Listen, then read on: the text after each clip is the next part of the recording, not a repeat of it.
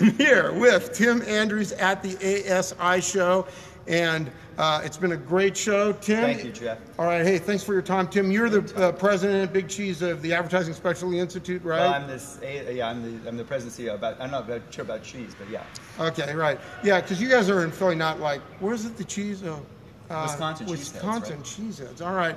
Well, we are excited to have you for just a few minutes and talk about things that are relevant to life and business in the industry. We were excited to hear from Peyton Manning this morning. Super inspirational. The idea of dealing. Let's talk for a moment about his neck injury. When he's talking about dealing with challenges. Mm-hmm. I mean, didn't he say he went through like 4 neck surgeries? Yeah, unbelievable. 4 neck surgeries. He wasn't sure he was going to be able to come back. I mean, it really shows that we all have to reinvent ourselves, and things happen along the way, and we're not really sure what the outcome's going to be. We have to sort of make the outcome, be the best it can be. Right, and me with my fused ankle, it's like that's nothing compared to like 4 neck surgeries. Especially if you're playing football. Playing football, you're being bounced around all the time, and you got a few, 4 surgeries in your neck's pretty scary stuff. Right, and to operate as he does, this is very inspirational, talking about overcoming challenges and adapting to change and so forth. So in our industry, people are afraid of change. I personally like to embrace change. That's why we're doing Periscope. So love it or hate it, how funky it is, whatever, we're moving the camera on. That's what's so great, is it's so spontaneous, but really, so as people are buying, their habits are changing. I love using Amazon.com. Maybe you do? Yeah, I like Amazon. Yeah, so Amazon's launched a thing dealing with, I believe, decorators.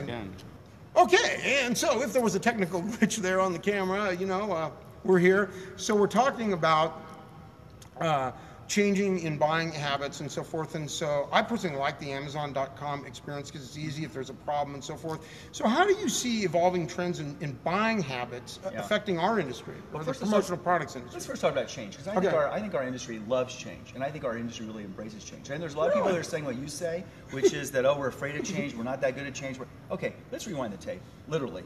Okay, let's do it. Rewind, yeah. Let's talk about 20 years ago. Let's talk about 30 years ago. Okay, I've talked to distributors and suppliers, and their biggest business was selling ashtrays.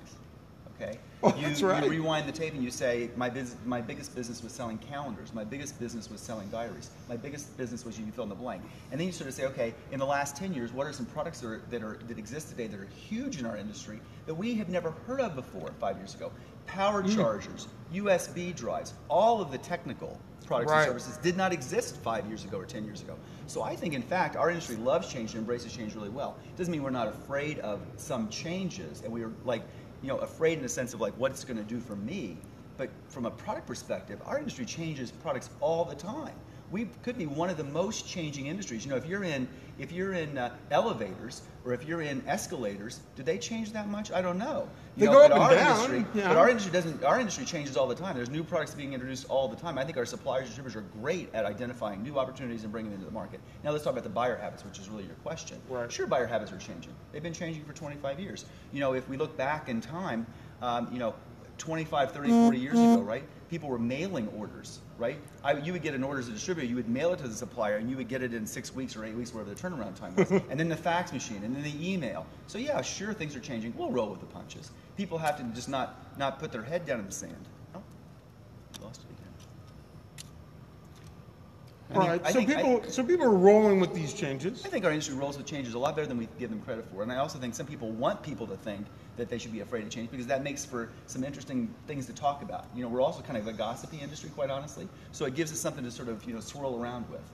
Right. Well, don't you think, so for those of you who don't understand the way the industry works, we have distributors who sell products that they buy from suppliers. So distributors are afraid that people are going to go online and shop, which they do. Absolutely. But the distributors who are really savvy in providing solutions and having a good relationship with the buyers shouldn't be as threatened as those who maybe don't. If you're just selling on price and selling a product, you're going to have maybe some problems. But that also just means you need to have a great e-commerce, site. We host 16,000 sites for distributors, so there's no reason a distributor today can't have a website up and running that is equal to anything that anybody else offers in the world. So you can have a website up and running, and you shouldn't have to worry about your e-commerce problems if you're a distributor. So don't be afraid of it. You've got to embrace it.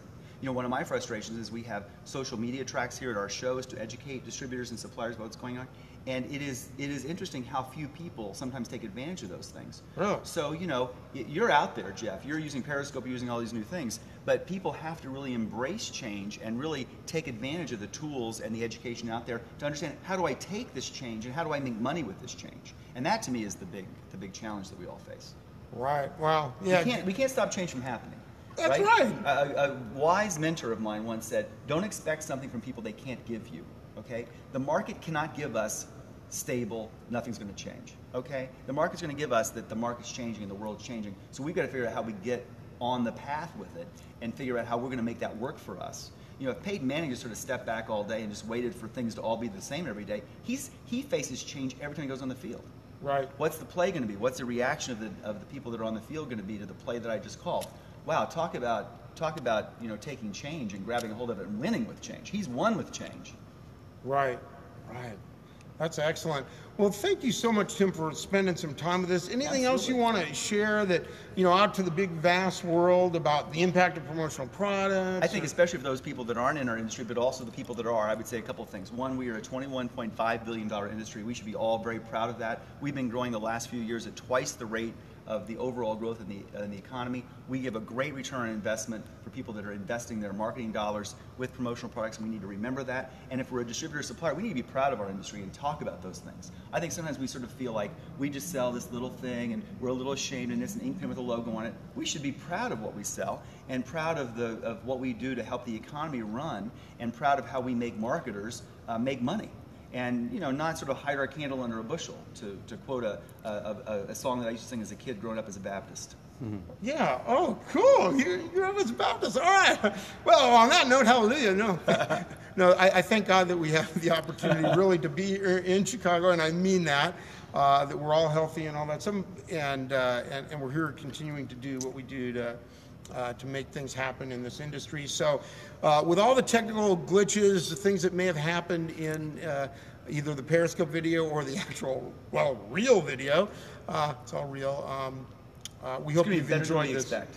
Yeah, it's definitely going to be better than we expect. So.